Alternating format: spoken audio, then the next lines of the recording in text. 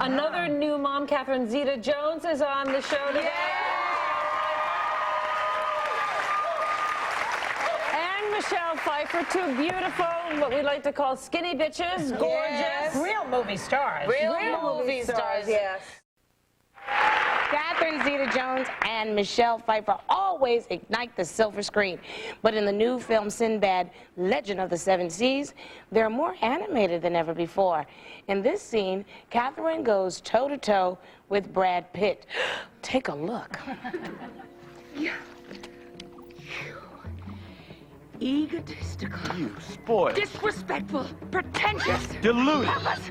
Self-centered. High and mighty. Untrustworthy. Ungrateful. Impossible. Insufferable. At least I'm not repressed. Repressed? I'll show you repressed. Whoa! Please welcome back Catherine Zeta-Jones and Michelle Pfeiffer.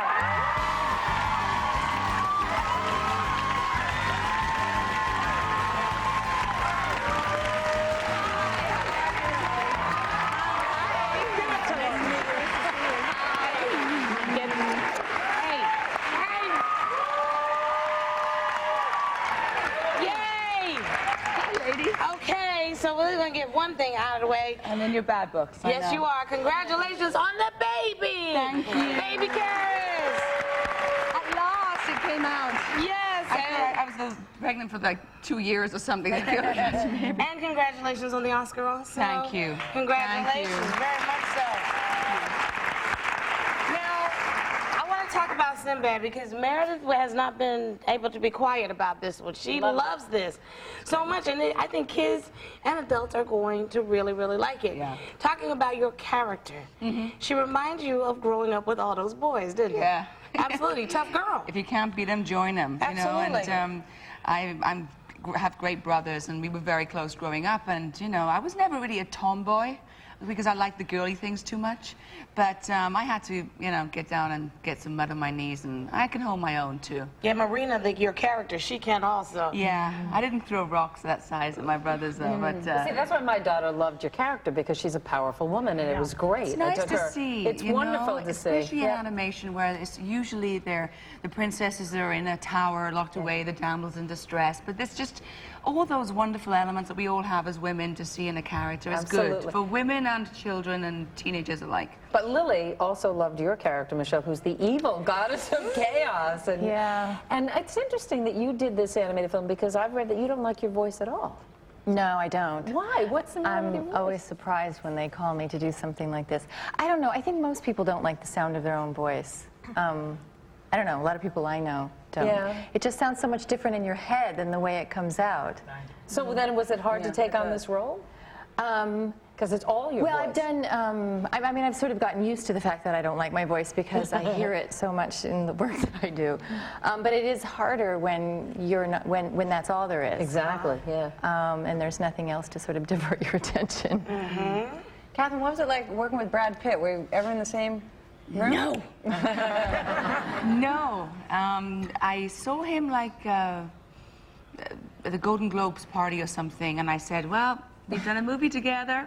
Yes, we have. Nice to meet you. But he's a great guy, and I would like to do another movie with him. But same with Michelle. Me and Michelle. We just met today. Met this morning. Oh my gosh. Yeah. That's wild. Let's have a party. Yeah, and the same as Joseph. It's bizarre. It's an amazing So when process. you're doing your role, you're just doing your lines? You never hear another voice to play off of ever? They give an actor, you know, in the room, because I've done the animated voice in New York, in LA, I've done it in Europe, and usually a local actor will come in and read, but it's, you know, it's certainly not the way that Brad was going to be doing it, so it's really quite singular. It's an amazing But is that why, Michelle, you said in one of your interviews that this kind of thing is unsettling as well as liberating at the same time? Is that what you're talking about, liberating? You're alone? Well, it's liberating in that it's you can because it is so technical. You can just keep doing it till you feel satisfied with it. But that could be long. For and some yet people. it's such a kind of, it's sort of all done by committee, really, and they're all off in this this soundproof booth, and you can't really see in, and you're kind of alone on this stage, and there's 20 of them, and they're having this conference, and you do a take, and you sort of look to see, oh, was it good? And It doesn't get too nitpicky, and minutes kind of tick by, and they haven't said anything to you. So it can play with your ego a bit. Yeah. Do you say to them, did I do it wrong? Do you ever say that? Like, Well, I actually tried to get fired at one point. Did you? Tell us about it. And I think I was just sort of preempting getting fired. But, well, unbeknownst to me, they hadn't quite worked out my character when they hired me. And so I went in and I recorded it. And then a year later, I went back in and redid the whole thing. And then a year later, I went back in and redid the whole thing. And after the third time, I thought, I'm just really bad. And they're too nice to fire me. So I called Jeffrey and I said, you know, if you've cast the wrong actress, you really can fire me. It's okay, I won't hold it against you. No. Anyway, finally, the fourth time, when I realized, and then I realized, you know, they really didn't know what they were talking about. They really weren't being nice. They didn't. Oh. So and I was a pawn. It was that. It was that. That's It right. happens over so many years that they changed, you know, they changed direction, you know, there added scenes and just the scene just took a different direction. So I went in there, don't feel bad, I went in there loads of times and I did it loads of times too. Okay. Tragic life is too tragic. I know. The trouble that they have. Let's talk about something that you have in common with a whole lot of the women out there. Kids. First thing I asked you both were about the children. We'll start with Karis and Dylan. How's Dylan dealing with his baby sister right now? So much better than I thought, Star. Is he I was good with worried because I kept saying to him, do you want a brother or sister? No, thank you, Mama. No, thank you. Because he's a little smart. He's a sweet. He's smart. And then we brought a little toy back from the hospital with Karis. A friend of ours said that's a really good idea. Loves her. Yeah. Anyone who brings us in the Thomas the Tank Engine is in his good book. And he's being great. He's very gentle. He wants to be in the crib and up on the change table and So we can throw her off. Yeah, in the bathtub. He starts like going back and forth. He says, "Mommy, I'm making waves," and my daughter's like, "No, get her out." But it's good to get them together, you know. So they, and he's very proud of his sister. Yeah, fabulous. And you have two beautiful children, Claudia Rose and Henry, with your husband David Kelly. But I remember you talking once about when you guys first met, it was a blind date, and you almost never had a second date. Is that true? So it's a miracle you two are married. Yeah, it is. Yeah. It's and I think it's because Claudia was there with us, and I think she somehow managed to not allow me to mess it up. So, yeah, I really believe that she brought us together. Why did you even have a second date if the first one was so bad? Well, the first one, well, I don't know, actually. You know, we kind of talked on the phone, and I think we're both sort of shy, and I think it sort of was a good buffer, and it allowed us to really talk, because basically that's what happened. The first date, we just didn't talk. Oh. And he talked to my sister, actually. They were chatting each other up. I thought maybe I should fix them up. But, and I was chatting with his best friend. Anyway, and I think over the phone we got to know each other, and then Did your I sister became. and the best friend ever get together? No, no. See, now that would have been a perfect story, but I got perfection. They're not going anywhere. Catherine Zeta-Jones and Michelle Pfeiffer are sticking around. We'll be right back. You're not thinking big enough, Sinbad. Steal the book for ransom, and you'll be rich enough to lounge on an island beach. Steal the book for me, and you can buy the beach, and the island, and the world. You let me live, you make me rich. I retire to paradise. So far, I don't see a downside.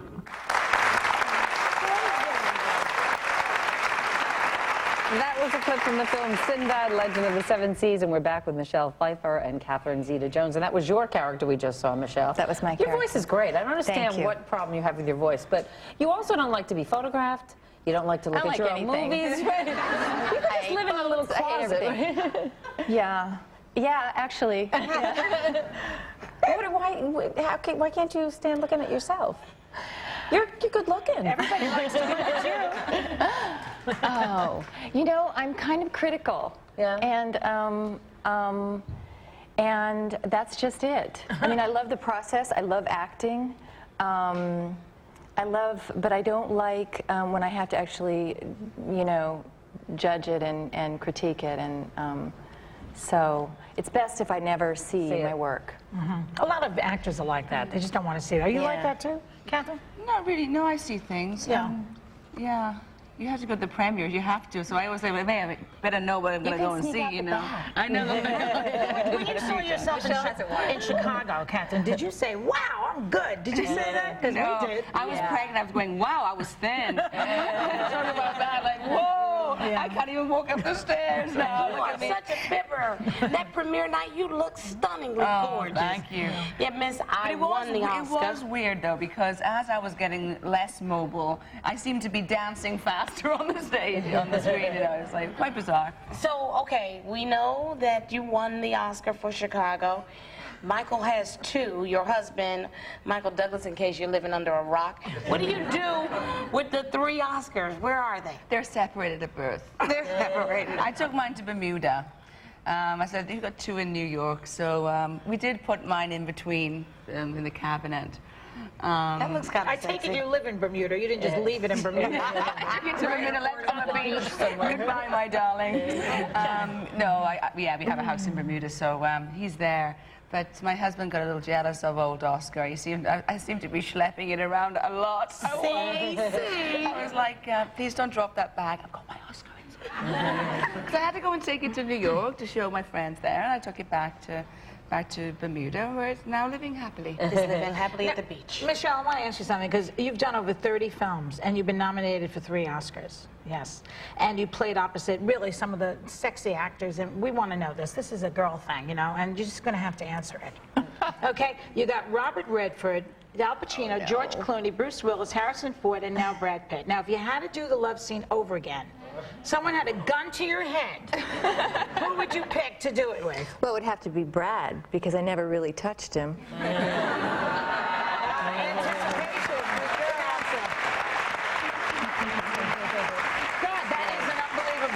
I don't know who I could ever pick. Yeah. George Clooney. It's easy. Harrison Ford, pick him. Along those lines, you never had a scene with your husband in Traffic. So if you guys did a film together, and in the same room at the same time, what would it be? I would like it to be a remake of War of the Roses. Great. But who wants to see me kissing my husband on screen? Yeah. I'm sure You know, it's like people always go, oh, there's like, it's something weird that happens. It becomes like voyeuristic. Yeah. It's like you're prying into a personal life, I think, and I never get it. So we found a script actually called Monkey Face. I think the title says it all. That is a great relationship for both of us to be in a movie together. So it's kind of confrontational, attractive kind of storyline. So it's we're looking forward to doing that. That's the end of the year. So, you're going to start shooting at the end of the year? Yeah. Oh, terrific. Would you ever do anything with your husband? I mean, he's produced so many wonderful shows. I would, and I would be lucky to do something with him, because he writes for women like nobody. Yes, indeed. But you know, it's dangerous territory, and I Working, you mean, with a maid or- yeah, and I love so much being able to come home, and no matter how wrong I've been all day, that he's on my side, because he hears my side of it. And I think I sort of love keeping that line really clear, and because I've sort of done that with other people, and it's never been really good. So. Oh my God! I bet it's already passed that, though. Don't worry, don't worry.